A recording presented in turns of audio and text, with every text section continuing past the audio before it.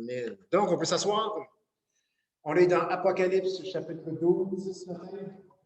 Quand je lisais ce chapitre par le passé, je ne m'étais jamais arrêté dessus et j'appréhendais un peu Apocalypse, chapitre 12, en faisant cette étude sur l'Apocalypse.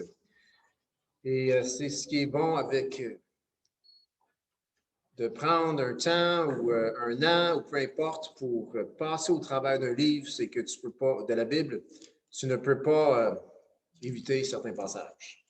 C'est d'ailleurs un des problèmes avec lorsqu'on a des formules toutes faites pour ce qu'on va faire à l'Église. Eh bien, il y a des sections des Écritures qui sont sélectionnées à lire, mais il y a d'autres sections qui ne sont jamais lues. Et toute Écriture est inspirée de Dieu et utile pour le chrétien. Amen. 2 Timothée 3,16. Donc, cela inclut Apocalypse, chapitre 12, qui parle d'une femme, qui parle d'un serpent et qui parle de la postérité de la femme. Et je me souviens, dans les années 96, 97, on faisait de l'évangélisation dans la ville de Montréal, dans le quartier d'Antique. Et on avait un sondage, on appelait les gens, puis on voulait leur apporter quelque chose et certaines personnes ouvraient leurs portes. Et j'arrive à une porte, le monsieur, il nous avait invités et j'étais là avec le Nouveau Testament, puis ce qu'on apportait. Et il y avait la question qu'il y avait pour moi, il dit, c'est qui la femme dans Apocalypse 12? Ça part bien, hein, vous comprenez? C'est qui la femme dans Apocalypse 12? Et j'avais aucune réponse. Et pour lui, eh bien, il y avait sa conclusion que vous allez peut-être entendre plus tôt, qui n'était pas la bonne conclusion.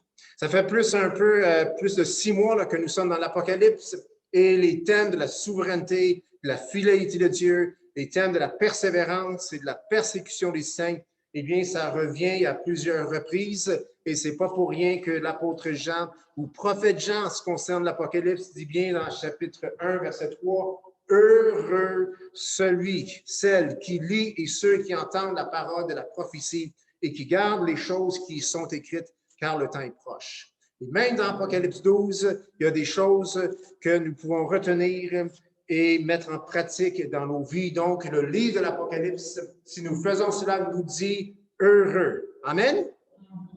À la fin de cette période historique que nous vivons, lorsque nous allons rentrer dans la tribulation et ensuite la grande tribulation, eh bien, il faut comprendre, et c'est très clair dans l'Apocalypse, en lisant au travers de l'Apocalypse, que les efforts du malin vont atteindre un pic historique. Je répète, en traversant le livre de l'Apocalypse, en avançant dans ce temps de tribulation et de grande tribulation, les efforts du malin s'accroissent et vont à un pic sans précédent de l'histoire. On le voit effectivement dans le chapitre 12 de l'Apocalypse. On va voir ce matin que peu importe où qu'on se trouve dans l'histoire de l'humanité, peu importe où se trouve, que ce soit en 2020, 2021, 1942 ou que ce soit 1460, peu importe où qu'on se trouve dans l'histoire, peu importe les circonstances de notre vie, il y a toujours une et une même protection offerte à tous les chrétiens. Et comme on a entendu, il y a un même message, comme on a entendu, il y a une même mesure, on a entendu ça la semaine passée, eh bien, je suis là pour vous dire ce matin qu'il y a également une même protection et c'est une protection certaine que le Seigneur offre à chacun de nous, peu importe les difficultés qui sont là. La protection surpasse l'ampleur de la difficulté que la personne peut vivre et cela inclut toutes les difficultés. Allons dans Apocalypse 12. On va lire le verset 1 jusqu'à 17, le chapitre entier. Et dans ma version ici, le titre, c'est « La femme et le dragon ». C'est drôle dans le titre, c'est pas écrit « et sa postérité ». Pas du dragon, mais de la femme.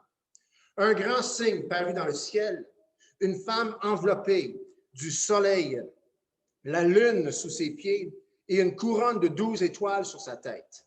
Elle était enceinte et elle criait, étant en travail dans les douleurs de l'enfantement. Un autre signe parut encore dans le ciel, et voici, c'était un grand dragon rouge, ayant 7 têtes et 10 cornes, et sur ses têtes 7 diadèmes. Sa queue entraînait le tiers des étoiles du ciel et les jetait sur la terre. le dragon se tint devant la femme qui allait enfanter afin de dévorer son enfant lorsqu'elle aurait enfanté. Elle enfanta un fils qui doit paître toutes les nations avec une verge de fer. Et son enfant fut enlevé, c'est-à-dire vers Dieu et vers son trône. Et la femme s'enfuit dans le désert, où elle avait un lieu préparé par Dieu, afin qu'elle y fût nourrie pendant 1260 jours. Il y eut guerre dans le ciel. Michael et ses anges combattirent contre le dragon. Et le dragon et ses anges combattirent, mais ils ne furent pas les plus forts, et leur place ne fut pas plus trouvée dans le ciel. Et il fut précipité, le grand dragon, le serpent ancien, appelé le diable et Satan, celui qui séduit toute la terre. Il fut précipité sur la terre et ses anges furent précipités avec lui. Et j'entendis dans le ciel une voix forte qui disait, « Maintenant le salut est arrivé, et la puissance et le règne de notre Dieu et l'autorité de son Christ, car il a été précipité, l'accusateur de nos frères, celui qui les accusait devant notre Dieu jour et nuit. Ils l'ont vaincu à cause du sang de l'agneau et à cause de la parole de leur témoignage, et ils n'ont pas aimé leur témoignage, c'est-à-dire, ils n'ont pas aimé leur vie jusqu'à craindre la mort. C'est pourquoi, réjouissez-vous, cieux, et vous qui habitez dans les cieux, malheur à la terre et à la mer, car le diable est descendu vers vous, animé d'une grande colère, sachant qu'il a peu de temps. Quand le dragon vit qu'il avait été précipité sur la terre, il poursuivit la femme qui avait enfanté l'enfant mâle, et les deux ailes du grand aigle furent données à la femme, afin qu'elle s'envolât au désert vers son lieu, où elle est nourrie un temps, des temps et la moitié d'un temps, loin de la face du serpent. Et de sa bouche, le serpent lança de l'eau comme un fleuve derrière la femme, afin de l'entraîner par le fleuve, et la terre secourut la femme, et la terre ouvrit sa bouche et engloutit le fleuve que le dragon avait lancé de sa bouche. Et le dragon fut irrité contre la femme, et il s'en alla faire la guerre au reste de sa postérité, à ceux qui gardent les commandements de Dieu et qui ont le témoignage de Jésus. Il se tint sur le sable de la mer. Voilà Apocalypse, chapitre 12. Que faire de ce chapitre? On va le traiter comme tout autre chapitre de la Bible. Amen? Bonne chose à faire. On l'a toujours fait et c'est la bonne chose à faire pour comprendre un passage dans la Bible. Eh bien, il n'y a aucun livre qui peut nous conseiller sur son interprétation mieux que la Bible elle-même. Amen? Il n'y a pas autorité inspirée, écrit inspiré, qui a autorité sur la Bible. La Bible, c'est la parole de Dieu. Amen? Donc, si on veut un meilleur moyen de savoir ce que veut dire un passage dans la Bible, c'est de consulter ailleurs dans la Bible ce qu'elle dit à propos de ce passage ou sur des choses dans ce passage ou sur des passages qui sont similaires à ce passage pour en tirer une conclusion qui reflète vraiment l'opinion, si vous voulez, ou la conclusion biblique. Donc, on va interpréter le passage ce matin. Je ne fais pas ça d'habitude à ce point-là, mais je vais le faire ce matin. Et comme j'ai dit, on va prendre la Bible pour interpréter la Bible. Et comme j'ai dit tantôt, il y a une femme, il y a un dragon, puis il y a la postérité de la femme. Trois choses ici. On va commencer avec la postérité de la femme, pour ensuite aller au dragon, pour ensuite aller à la femme elle-même. C'est qui la postérité de la femme? C'est assez simple. Le texte s'explique par lui-même. On voit au verset 5 que la femme, elle a enfanté, elle enfanta un fils qui doit paître toutes les nations avec une verge de fer, et son enfant fut enlevé vers Dieu et vers son trône. Je pense que vous pouvez répondre à la question, qui est la postérité? Qui doit régner avec une verge de fer? Jésus. Hein? Donc, c'est assez clair. Attribuer celui qui doit paître les nations avec une verge de fer à quelqu'un d'autre que Jésus, eh bien, il faut que tu élimines, il faut que tu tords certains autres passages dans les Écritures. Celle-là, on ne peut pas le nier. ce Fils qui a été enfanté, eh bien, doit paître toutes les nations et il fut enlevé vers Dieu et vers son trône. C'est Jésus. Amen? Tout le monde est beau jusqu'à date? Good. OK. Mais il n'y a pas juste Jésus dans la postérité de la femme. On va au verset 17, il y a d'autres postérités. Au verset 17, c'est écrit, bon, il y a une hérité contre la femme parce qu'il n'a pas pu la détruire. Et donc, il a décidé d'aller faire, le dragon, le serpent, il a décidé d'aller faire la guerre au reste de sa postérité, à ceux qui gardent les commandements de Dieu et qui ont le témoignage de Jésus. Le nom de Jésus est là. Ceux qui gardent ses commandements et qui ont le témoignage de Jésus font partie de la postérité de la femme, parce qu'en quelque part, elle enfante un fils, et là, il y a une postérité. Donc, qui est cette postérité? C'est nous, c'est des chrétiens en tout cas. Je ne suis pas sûr que c'est nous, parce que si l'Église est enlevée, ce n'est pas à nous qui va faire la guerre, mais c'est des chrétiens, c'est des gens qui auront le témoignage de Jésus. Amen? C'est des gens qui vont croire en Jésus comme Seigneur et Sauveur. Donc, un fils est né de cette femme, et il y a aussi le reste de sa postérité. Et le reste de cette postérité, c'est des gens qui obéissent aux commandements de Dieu et qui ont le témoignage de Jésus. Je veux dire, ce serait vraiment difficile. Il faudrait tordre des choses pour dire qu'on ne parle pas de chrétiens ici, mais de nouveaux, rachetés par le sang de l'agneau, qui ont reçu Christ dans leur vie. Donc, c'est qui la postérité de la femme? C'est Jésus et c'est les chrétiens à l'époque où est-ce que le dragon va être là sur la terre. C'est qui le dragon? Celle-là non plus, c'est pas tellement compliqué. Au verset 9, on nous donne plusieurs noms à ce dragon et c'est toujours la même personne. 12, verset 9, et il fut précipité, le grand dragon, le serpent ancien, appelé le diable et Satan. Bon, on a la réponse directe là dans le texte. Pas besoin d'aller plus loin. Et c'est des noms qui sont attribués au diable, à Satan, ailleurs dans les Écritures. Donc, le grand dragon, qui semblerait qu'il est rouge, qui est rempli de venin, qui veut tuer, c'est un meurtrier dès le commencement, c'est un menteur dès le commencement. Il est précipité sur terre à ce moment-là dans l'histoire. Donc, le dragon, le serpent ancien, eh bien, c'est le diable et c'est Satan. C'est l'ennemi des chrétiens. C'est l'ennemi de Dieu. Et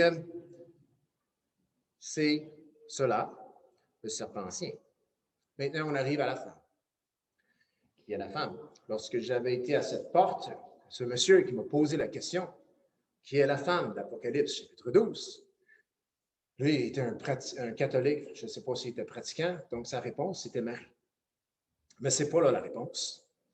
Parce que, bien que Marie a enfanté Jésus, Dieu s'est incarné par l'entremise, oui, de Marie, qui était une servante obéissante à Dieu. Ce n'est pas Marie. Les chrétiens ne sont pas la postérité de Marie, sont la postérité de Jésus, mais pas la postérité de Marie. Drôle à dire, Marie est de la postérité de Jésus, parce que Marie a reçu Christ, a reconnu que Jésus était son sauveur également. Donc, qui est la femme? Apocalypse 12, 1, eh bien, il y a là une image, et comme j'ai dit tantôt, pour comprendre, mieux comprendre cela, pour arriver à une conclusion qui est appuyée avec d'autres versets dans la Bible, eh bien, on va l'interpréter par un passage qu'on trouve dans l'Ancien Testament et qui est surprenant, mais dans Genèse, chapitre 37, c'est l'histoire de Joseph. Vous connaissez Joseph? Joseph qui a été rejeté par ses pères. Joseph qui a été vendu comme esclave, qui a été mis dans une citerne, qui a été ressorti, qui a été vendu comme un esclave, qui est prospère en Égypte. Et là, dans la maison de Potiphar, il est trahi, il va dans le bas fond de l'Égypte, il est dans la prison et tout s'arrête pour Joseph. Et là, dans le bas fond de la prison, il doit se dire, pourquoi suis-je ici? Il doit entendre les prophéties dites au sujet de son père. Que fais-je? Qu'est-ce que je fais ici? Je suis le fils de Jacob. Qu'est-ce que je fais ici? Et là, il y a deux songes, il y a le pâtissier, il y a l'autre qui pense qu'il fait du vin, peu importe, il donne la coupe au roi, et les deux sont en prison, les deux ont des rêves. Joseph interprète les rêves, et cela le propulse d'être le second dans le pays d'Égypte. Et Joseph devient en quelque sorte le sauveur de l'Égypte, et pas juste de l'Égypte, mais de beaucoup du monde connu. Joseph, dans Genèse chapitre 37, il y a un songe. Et dans ce songe, on parle d'un soleil, on parle du soleil, on parle de la lune et on parle de 11 étoiles. Dans Apocalypse 12, verset 1, eh bien, voici ce qui est écrit. Il y a une femme enveloppée du soleil, la lune sous ses pieds et une couronne de 12 étoiles sur sa tête. Si nous lisons ce verset, en retenant Joseph, ce qu'il a reçu en songe, eh bien, dans le songe de Joseph, les 11 étoiles, c'était ses frères. La lune, c'était sa mère. Le soleil, c'était son père. Et c'est Jacob lui-même qui dit, « Voyons donc, fiston, est-ce que tu penses que moi, ta mère et tes frères, on va se prosterner devant toi? » Et je peux juste imaginer Joseph. « Ben, qu'est-ce que tu veux que je dise? C'est le rêve que j'ai eu. » Et ce rêve s'est accompli. Ils ne se sont pas prosternés devant Joseph en adoration, mais ils se sont prosternés envers Joseph des dizaines d'années plus tard, lorsque eux-mêmes avaient besoin de son aide pour survivre au travers de la famine. Et là, le rêve s'accomplit. Je peux juste imaginer Joseph qui est là.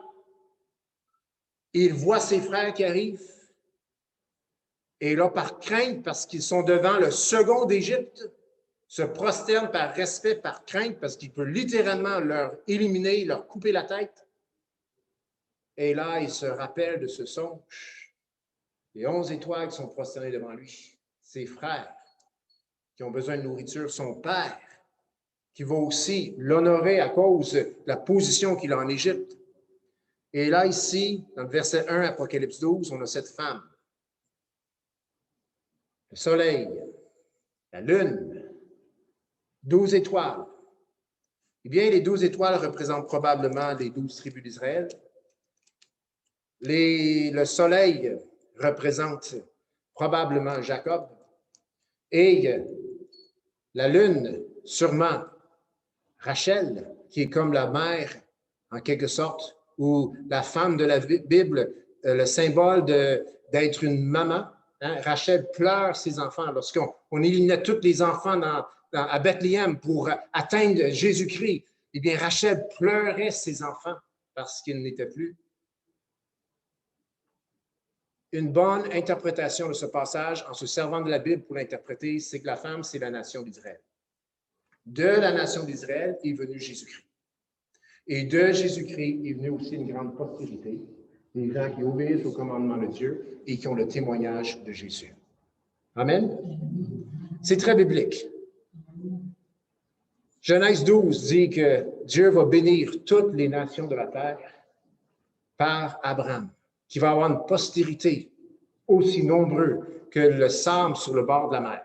Non, ils ne seront pas tant que ça veut juste dire une multitude incontable.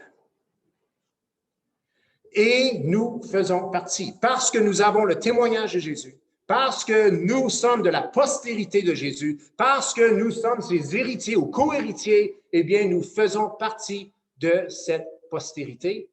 Mais cela ne veut pas dire que nous serons là dans le temps, Apocalypse chapitre 12, mais il va y en avoir qui seront là, qui seront de la postérité de Jésus, qui est venu dans ce monde par l'entremise du peuple de Dieu, de cette femme qui est tout simplement Israël. Jacob, son nom a été changé pour Israël parce qu'elle allait être le père d'une grande nation. Donc, qui est la femme? Eh bien, c'est tout simplement la nation d'Israël qui, par son entremise, Christ, Dieu, s'est incarné, est entré dans le monde et s'est acquis au travers des anges une grande postérité. En étudiant l'Apocalypse, nous découvrons que les interprétations, et vous allez voir, si vous lisez un peu, si vous faites des recherches un peu, juste grattez un petit peu, dans toutes la sphère, le spectrum des pensées sur l'Apocalypse, vous allez voir que les interprétations divergent dépendamment que si on croit que l'Église remplace la nation d'Israël ou non. Vraiment. Si vous lisez, si vous grattez un peu, il y a une opinion, une interprétation qui survient d'une pensée, d'une théologie qui dit Israël, ça n'existe pas plus qu'une autre nation, c'est l'Église qui a pris sa place.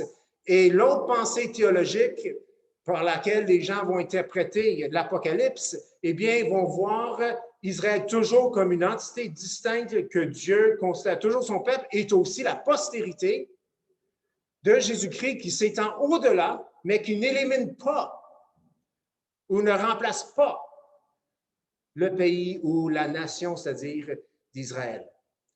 Et pour être franc, si nous nous servons de la Bible pour interpréter la Bible, je ne sais pas comment on peut éliminer l'existence de la nation d'Israël. Mais il y en a qui réussissent à le faire. Et si nous éliminons la nation d'Israël comme entité, c'est-à-dire que Dieu l'a complètement rejeté et l'Église a pris sa place, nous devons vraiment danser sur les deux pieds, je ne sais pas c'est quoi le bon mot, là, mais trouver une manière d'interpréter des passages de la Bible pour que cela puisse être conforme à cette pensée au lieu de tout simplement laisser la Bible parler par elle-même pour en arriver à des conclusions qui sont peut-être pas toutes compréhensibles parce qu'on ne peut pas tout comprendre, mais qui sont quand même là. Paul l'a dit, Romains chapitre, je pense à peu près 11, lorsqu'il quitte sa théologie pour entrer dans une doxologie, ô combien est grande et insondable la sagesse et la connaissance et la pensée de Dieu. Amen? Je l'ai dit dans mes mots, c'est pas ça exactement, mais c'est vraiment une louange, une doxologie qui sort de la bouche de l'apôtre Paul. Mais si on prend ce passage et en interprétant les symboles, parce qu'il y a des symboles dans ce passage, en interprétant ces symboles avec la Bible, on arrive tout simplement à la conclusion que, à la fin, le diable va être jeté sur la terre et il va attaquer plus intensément que jamais la nation d'Israël, la femme, et il ne réussira pas parce que Dieu va la protéger surnaturellement dans un certain lieu, et étant donné qu'il ne peut pas atteindre la femme, eh bien, il va persécuter le reste de sa postérité, et c'est sûrement les chrétiens non-juifs de la grande tribulation ou des chrétiens juifs qui ne se trouvent pas dans ce lieu protégé par Dieu. Et le verset 11 donne le secret, cette même protection qui est là pour tous et chacun, qu'on soit juif ou pas juif, mais pour chaque enfant de Dieu, chaque chrétien, c'est-à-dire le sang de l'agneau, par le sang de l'agneau, ils ont vaincu, verset 11, le serpent, Satan, et aussi à cause de leur témoignage. Et ils n'ont pas aimé leur vie jusqu'à craindre la mort. C'est-à-dire qu'ils étaient prêts à donner leur vie pour la cause, pour le nom et le témoignage de Jésus. C'est là qu'on veut se rendre. Amen? Si on peut prendre ou tirer une leçon de ce passage, on doit se poser la question, qu'est-ce que nous devons faire pour que nous puissions arriver à ce point-là, c'est-à-dire ne pas aimer notre vie jusqu'à craindre la mort. Et le secret est dans le passage. Mais avant d'aller vers cela, ça va se retrouver là un peu l'application, j'aimerais parler un peu de notre ennemi ce matin. On a un ennemi, et ce n'est pas celui qui est assis à côté de toi, en arrière de toi, en avant de toi, et puis ce n'est pas quelqu'un d'autre ou ton voisin, ou ainsi de suite. Ce n'est pas ça ton vrai ennemi. Ce n'est pas ça mon vrai ennemi. Notre véritable ennemi, il s'appelle le diable. Merci, Jacques. Le diable. On parle dans ce passage, et il y a d'autres passages dans la Bible qui nous parlent de notre adversaire, Satan, et ce qu'il fait. Et c'est bon d'en faire une étude parce qu'on va découvrir que nous avons la victoire sur notre ennemi. Amen? Et nous avons la victoire sur notre ennemi par le sang de Jésus et par le témoignage de Jésus. Amen? Notre adversaire, Satan. Saviez-vous, si vous faites une étude de la Bible sur Satan, vous allez voir que Satan, il a une carrière. Vous saviez ça? Ah, une job. Il y a une job à faire. Il y a une carrière. Puis il est tout déterminé pour lui d'avance. Satan nous fait croire que lui, il fait ce qu'il veut. Non, non, non. Satan suit les ordres de Dieu. Ah, ça fait que Dieu dit de persécuter les chrétiens, de persécuter le peuple juste, de persécuter la postérité. Non, non, non, c'est pas ça qu'il dit. C'est pas ça que je dis. Le temps, Satan est maléfique. Satan est le père du mensonge, meurtrier dès le commencement. Chaque fois qu'il va faire quelque chose, ça va être du négatif. Mais Dieu détermine quand et combien de temps. Satan, au tout commencement, si vous regardez dans Ézéchiel, chapitre 28, tournez pas parce que ça ferait juste trop de passages. Mais Satan était dans la présence de Dieu. Il était sur la montagne de Dieu. Il jouissait de la présence de Dieu. On nous dit qu'il était le plus beau des anges. Mais quelque chose s'est passé. Et oui, en dépendant de certains versets et de littérature juive, eh bien, Satan s'en aurait orgueilli et aurait gardé la louange, la gloire pour lui au lieu de la transmettre à Dieu. Il était le plus haut placé des anges, donc il a perdu sa place dans le ciel. Il fut chassé du ciel et s'est retrouvé, on le voit ensuite dans les Écritures, dans le jardin d'Éden, où il a tenté la femme. On n'a pas de détails, mais on voit qu'il est dans le jardin. Ça, c'est la création de Dieu. Il n'est plus dans le ciel. Il est là, dans le jardin d'Éden, et là, la chute de l'homme a lieu. Satan tente l'homme, la chute de l'homme arrive, et là, il y a un besoin d'un rédempteur, d'un Messie, et cela vient plus tard. Et aujourd'hui, si on regarde dans Éphésiens chapitre 2, si on regarde dans Éphésiens chapitre 6, on voit qu'on nous parle des puissances de l'air. On voit qu'on nous parle que Satan n'est pas nécessairement sur la terre. Puis je peux vous dire, il n'est pas sur la terre. Si vous voulez savoir qu'est-ce que ça va avoir de l'air quand il est sur la terre, regardez Apocalypse chapitre 12 et suivant. Il est limité, il semblerait qu'il est dans l'atmosphère, qu'il a une influence sur la terre, mais il n'est pas nécessairement sur la terre. Apocalypse 12, on nous dit qu'il s'en vient sur la terre. Donc, il est sur la montagne de Dieu, il s'en vient dans le jardin d'Éden, il finit dans l'atmosphère, il s'en vient sur la terre, et en Apocalypse 20, on nous dit qu'on l'envoie dans l'abîme. Ça, c'est son 5e demeure. Et il est là pour 1000 ans, on le laisse sortir, et il séduit une multitude, et il finit dans le lac de feu pour l'éternité. Satan n'est pas le patron. Satan a des limites, a des temps, et on nous dit dans Apocalypse 12, verset 12, qu'il est, au verset 10, 9, il est précipité du ciel,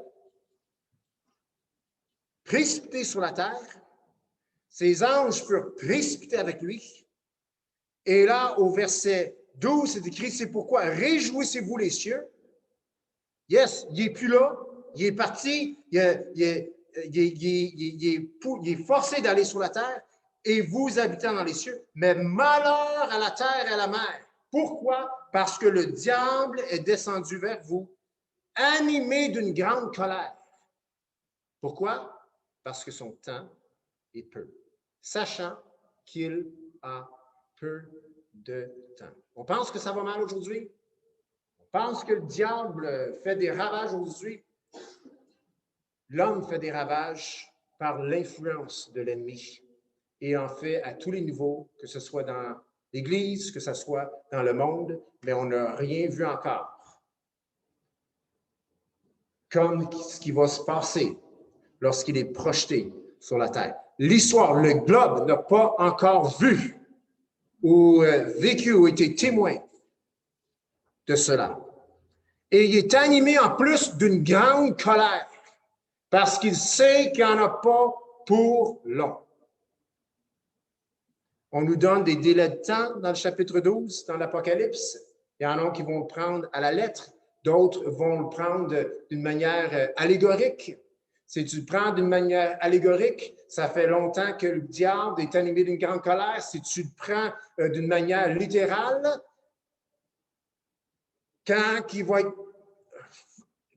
être précipité sur la terre, il va savoir, parce qu'il connaît quand même quand même très bien le plan de Dieu, puis le temps qu'il a, et que c'est très court, et cela le met vraiment en colère parce qu'il est en train de perdre le contrôle, le petit contrôle qu'il a, et il sème des ravages sur la terre. Chers frères et sœurs, notre ennemi, Satan, exerce une influence, mais ce n'est qu'une influence.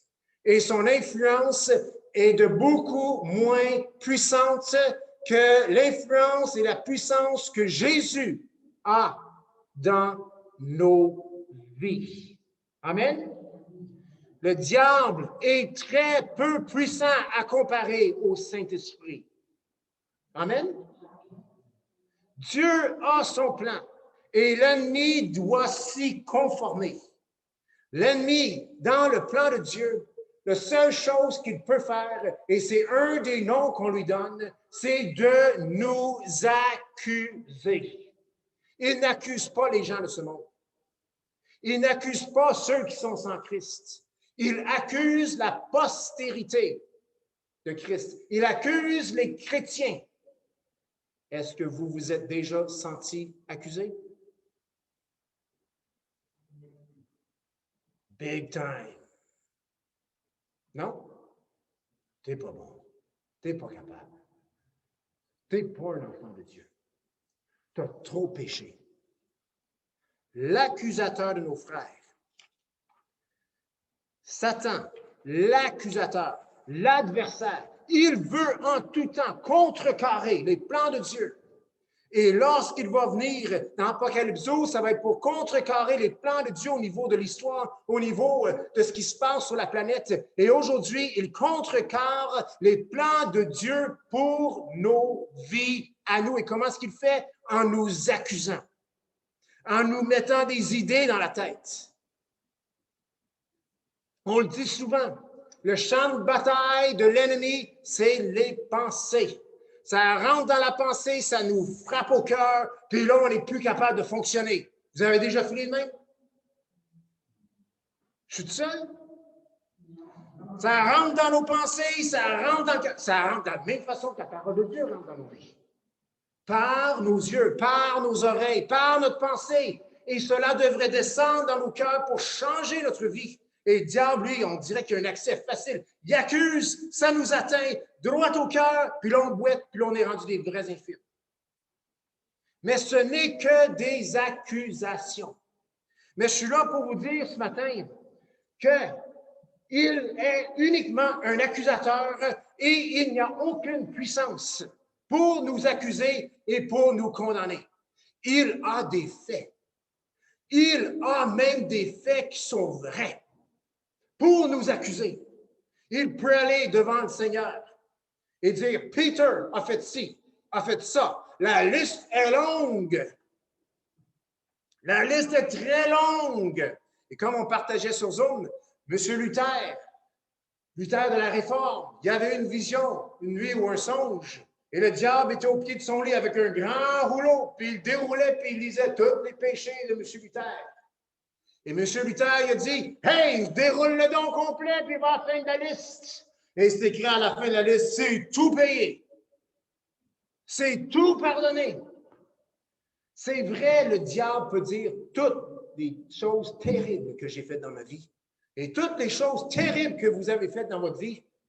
Tous nos péchés, il peut toutes les énumérer devant Dieu, mais il y a aussi là devant Dieu la postérité de la femme qui est maintenant dans le trône, dans la salle du trône de Dieu. Et lui, ce qu'il dit, oui, Père, au sujet de Peter, on a entendu toutes les accusations, eh bien, j'ai réglé le problème, c'est couvert, j'ai payé le prix à la croix, il est sauvé, il est racheté, il n'est pas ici parce qu'il est en train de me servir sur la terre.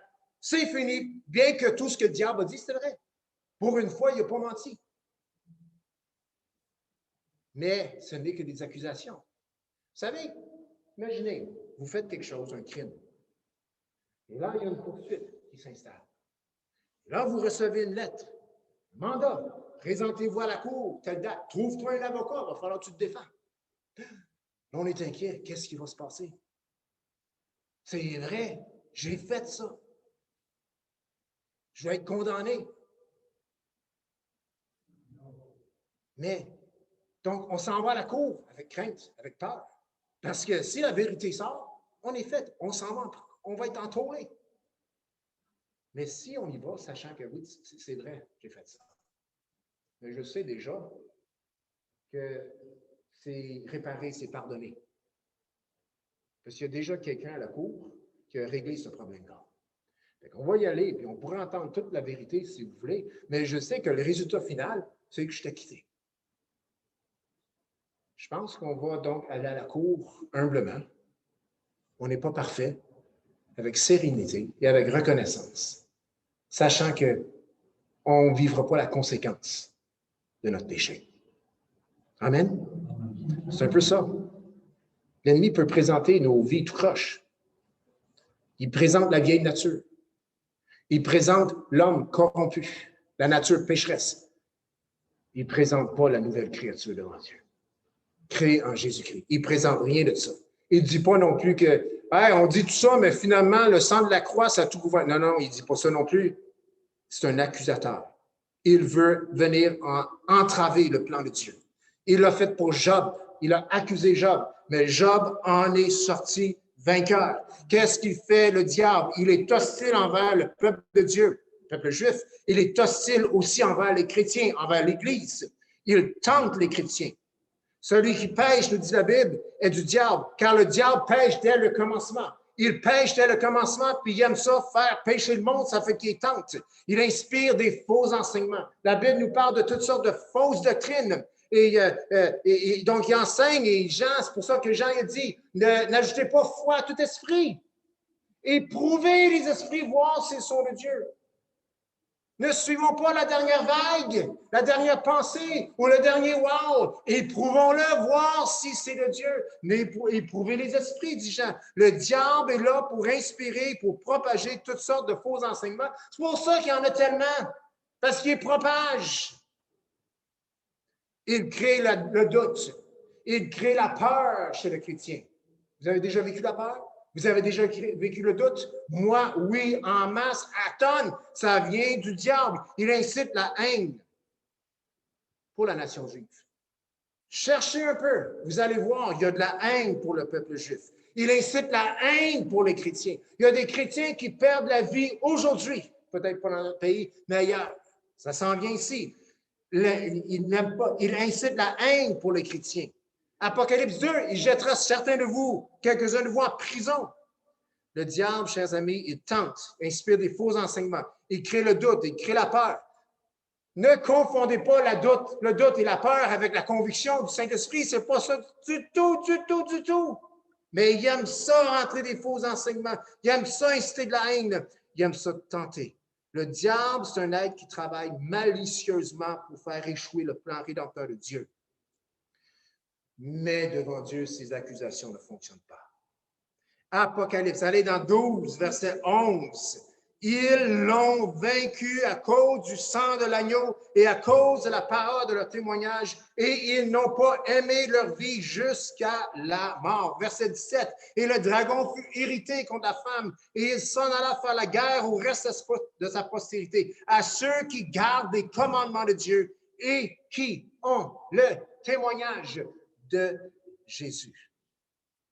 Il travaille, Satan, malicieusement pour faire échouer le plan rédempteur de Dieu. Mais dans le temps de l'Apocalypse 12, tout comme pour nous aujourd'hui, il y a un remède. Il y a toujours une même solution. Il y a toujours une même protection. Et c'est le sang de l'agneau. C'est quoi le sang de l'agneau? C'est l'œuvre de la croix. La crucifixion. Où ce que Dieu s'est fait chair et il a mis son Fils à notre place pour payer le prix de notre péché. Le sang de l'agneau, c'est ce sang, ce sacrifice qui rachète les hommes de l'esclavage du péché. Chapitre 5, verset 9, dans l'Apocalypse, c'est une louange. Les 24 anciens qui disent « Tu es digne de prendre le livre et d'en ouvrir les sceaux, car tu as été immolé et tu as racheté pour Dieu par ton sang des hommes de toute tribu, de toute langue, de tout peuple, de toute nation. » Le sang de l'agneau, ils l'ont vaincu à cause de la parole de leur témoignage et à cause du sang de l'agneau. La puissance de Dieu, chers amis, Dieu se met à l'œuvre lorsque nous nous approchons de lui. Nous voulons vivre dans nos cœurs la puissance de la croix. Jacques nous dit, soumettez-vous donc à Dieu, résistez au diable et il fuira loin de vous. Comment est-ce qu'on résiste au diable? Approchez-vous de Dieu et il s'approchera de vous. On pense des fois que le diable, il y a une puissance dans nos vies. Eh bien, frères et sœurs, où sommes-nous? Si nous sommes proches de Dieu, eh bien, l'ennemi, Satan, n'a pas de pouvoir sur nous. Il va chercher la brebis qui s'égare. Il va chercher la brebis qui s'en va trop loin, qui est à l'extérieur du regard du berger. Mais bonne nouvelle, notre berger, même pour la brebis qui s'en va au loin, il y a un beau et long regard et il peut aller chercher, ça va peut-être être rough. Il va peut-être te prendre avec sa houlette, il va peut-être te ramener, il va peut-être te casser une patte, mais c'est parce qu'il t'aime pour que tu demeures dans le troupeau, dans son enclos, sous sa protection. Chers amis, la puissance de Dieu se met à l'œuvre lorsqu'on s'approche de lui. Demeurons proches du Seigneur, demeurons proches de Dieu.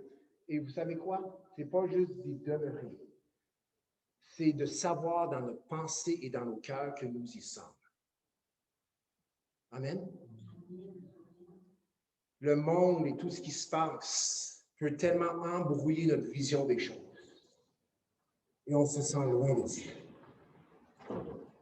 L'Éphésiens dit que nous sommes en Christ. Et si je me sens loin de Dieu, eh bien, chers amis, la Bible dit que je suis en Jésus. Amen. Je suis donc près de lui. Et si je me sens loin de lui parce que j'ai péché, ça, c'est juste des accusations qui essaient de me faire croire. Et c'est Satan qui essaie de me faire croire que ce que j'ai fait là, ça a tout changé le plan de Dieu, mais c'est pas vrai. Je suis en Christ. Je suis en lui. Et la puissance de Christ est en moi. 1 Jean 3, 4, vous, petits-enfants, vous êtes de Dieu et vous les avez vaincus parce que celui qui est en vous est plus grand que celui qui est dans le monde. Amen. Celui qui est en nous est plus grand que celui qui est dans le monde. Celui qui est en nous est plus grand que ce serpent, que ce dragon, que ce Satan, cet accusateur. Celui qui est en nous est plus grand que lui. Amen. On n'a rien à craindre. Pour rester proche de Dieu, pour contrecarrer ce travail malicieux qui veut faire échouer le plan rédempteur de Dieu, nous devons comprendre que le sang de l'agneau nous a rachetés. Et sans équivoque, sans exception, nous avons reçu Christ, nous avons reçu la croix, nous sommes en Jésus. Amen. Il y a la puissance de Dieu. On vit la puissance de Dieu lorsqu'on vit près de lui. Il y a la puissance de Christ. Celui qui est en nous est plus grand que celui qui est dans le monde. Il faut aussi s'approcher de Dieu avec humilité et avec foi. Résistez-lui, dit Pierre, avec une foi ferme, pas une foi ébranlante, une foi ferme. Nous avons la parole de Dieu. Jean dit à son auditoire, je vous écris, jeunes gens, parce que vous êtes forts et que la parole de Dieu demeure en vous. Il y a aussi la communion fraternelle et l'unité du corps de Christ. N'abandonnons pas notre assemblée, mais exhortons-nous. Si on ne va pas à l'assemblée, on ne peut pas s'exhorter. Et cela d'autant plus que vous voyez s'approcher le jour. Donc, nous avons un accusateur. Selon Apocalypse 12, si on prend comme une série d'événements historiques, il n'est pas encore sur la terre, mais il sera sur la terre un jour, mais déjà, il est l'accusateur de la postérité de Christ. Il est notre accusateur. Il faut le comprendre, il faut le savoir, et notre foi doit être ferme en Jésus afin de contrecarrer ces accusations. Mais il n'y a pas juste l'œuvre de Christ, c'est-à-dire la croix, il y a aussi le témoignage de Jésus. Et quand on pense du témoignage de Jésus, il est très facile, très rapidement, l'ennemi peut rentrer, il accuse encore, il dit, ben, tu as peut-être le premier, tu n'as pas le deuxième, parce que tu ne partages pas l'Évangile. Tu es un chrétien qui n'est pas rempli du Saint-Esprit, parce que tu ne témoignes pas, tu n'as pas le témoignage de Jésus, tu n'es pas vainqueur. C'est quoi le témoignage de Jésus? Ce n'est pas témoigner de Jésus. Le témoignage de Jésus. Verset 11. Ils l'ont vaincu à cause du sang de l'agneau et à cause de la parole de leur témoignage. Ils n'ont pas aimé leur vie jusqu'à craindre la mort. OK, la parole de leur témoignage. Verset 17. Et le dragon fut irrité contre la femme et s'en alla faire la guerre au reste de sa postérité, à ceux qui gardent les commandements de Dieu et qui ont le témoignage de Jésus. Chers amis, ce n'est pas nos paroles qui sont premièrement le témoignage de Jésus. Nos paroles doivent être le fruit ou un fruit du témoignage de Christ en nous. Christ en vous, l'espérance de la gloire. Vous, petits enfants, vous avez vaincu le monde parce que celui qui est en vous est plus grand que celui qui est dans le monde. Quand on parle ici du témoignage de Jésus en nous, eh bien, ce n'est pas nécessairement nos paroles, notre effort de dire « Jésus est le sauveur du monde ». Repentez-vous, venez à Jésus. C'est bien que c'est des choses essentielles et qui doivent être déclarées, mais le témoignage de Jésus en nous, c'est ce qui a été produit par son œuvre à la croix. Et ce qui a été produit en moi, ce qui a été produit en vous, en chacun qui a reçu le message de la croix, c'est une nouvelle nature, c'est une nouvelle créature. Amen? C'est ça le témoignage, c'est l'œuvre de Christ qui se produit en nous. Et ce n'est pas une œuvre qui est arrivée le 12 janvier 1976. Ce n'est pas du jour de votre salut que nous parlons ici. Nous parlons du témoignage de l'œuvre de Christ qui s'opère en nous. Et la raison que cela s'opère en nous, c'est parce qu'il a payé le prix de nos péchés à la croix. Et comme il a dit à Nicodème, il dit en vérité, ne sais-tu pas que si un homme ne naît de nouveau, il ne peut voir le royaume de Dieu? Mais lorsque nous naissons de nouveau, nous pouvons voir le royaume de Dieu.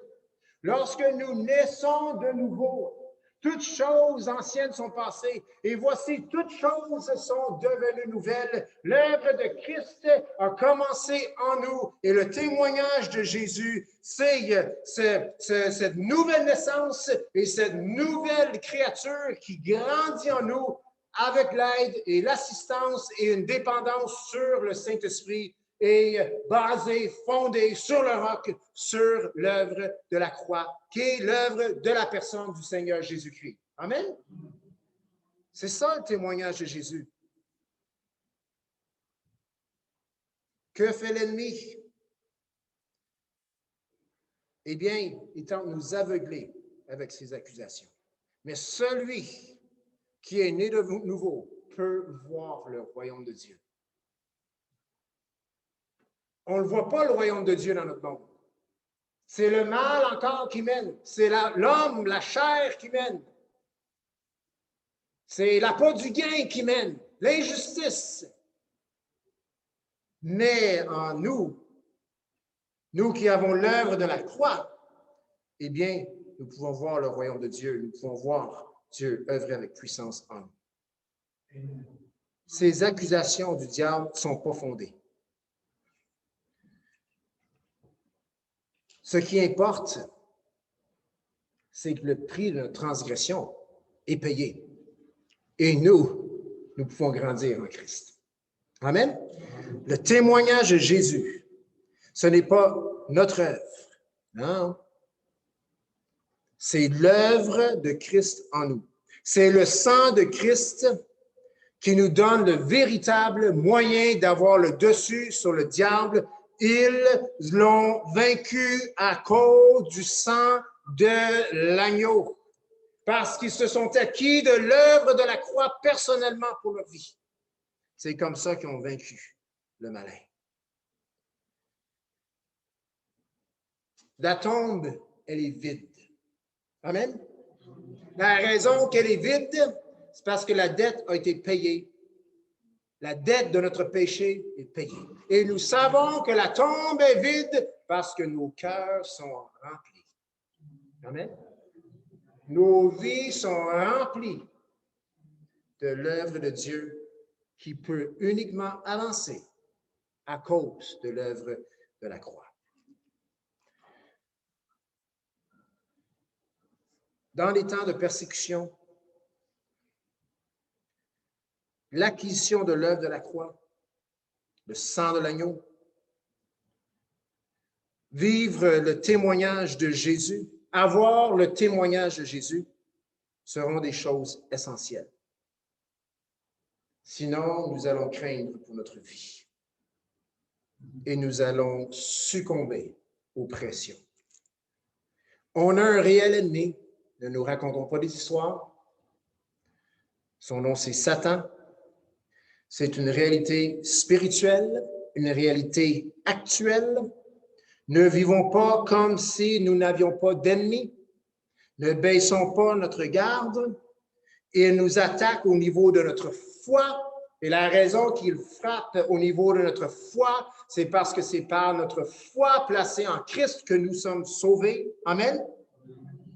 Mais ultimement, dans Apocalypse 12, le test ultime, c'est est-ce qu'ils vont donner leur vie pour Christ ou est-ce qu'ils vont aimer leur vie plus que Dieu.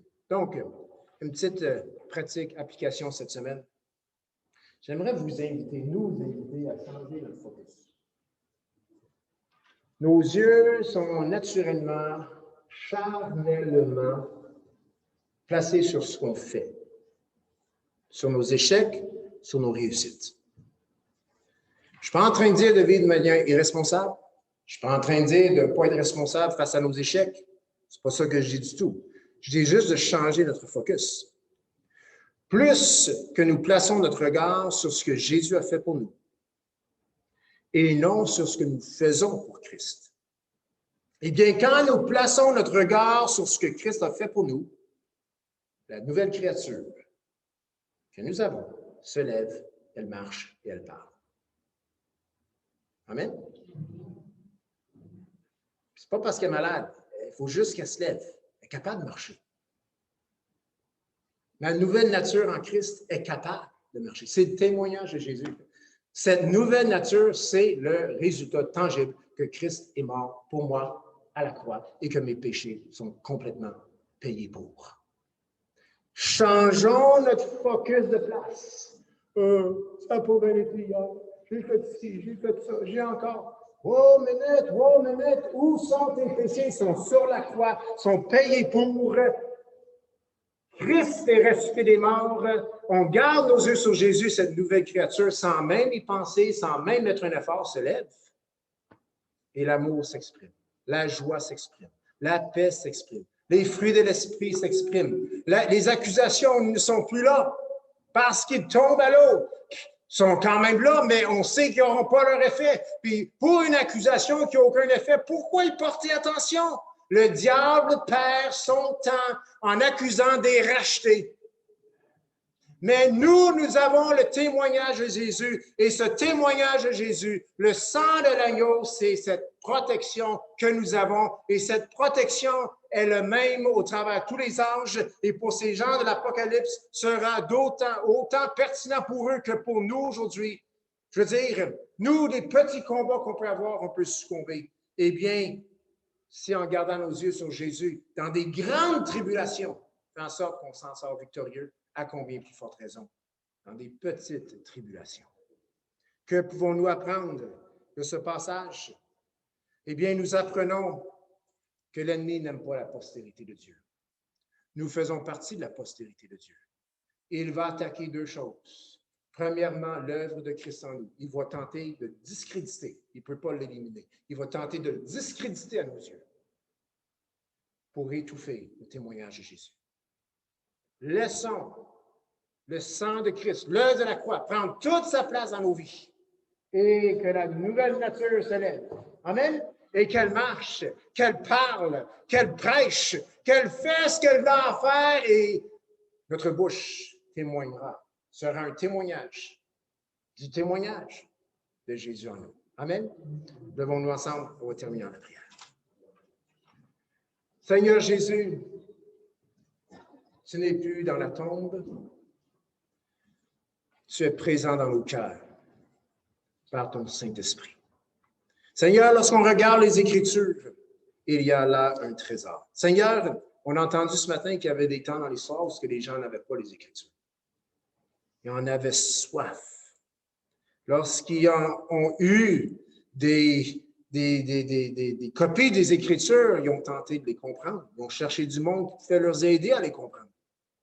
Nous, aujourd'hui, on a les Écritures, on a le Saint-Esprit qui est un enseignant, notre enseignant, envoyé par toi. On a la famille de Dieu, le corps de Christ.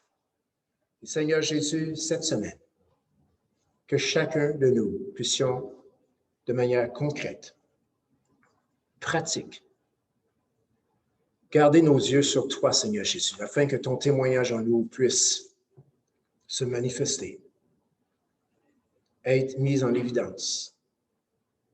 Parce que ce témoignage est là. Cette nouvelle créature, ce miracle dont tu as parlé à Nicodème, est là en nous. Nous sommes nés de nouveau et nous pouvons voir le royaume de Dieu. Et pour cela, on doit mettre de côté les accusations et voir ce que Christ a fait pour nous et marcher sous sa puissance, sous la puissance de son esprit. Seigneur, merci pour les promesses dans tes Écritures. Merci pour chaque parole qui est là écrite pour notre édification, pour notre instruction. Et c'est dans le précieux nom de Jésus que nous avons prié et que tout le monde peut dire Amen. Donc, juste avant de vous dire bonne semaine, diacre, diaconesse, nous avons une rencontre mardi. Mis à part ça, je n'ai pas d'autre annonce. Que Dieu vous bénisse. Bonne semaine et bye bye.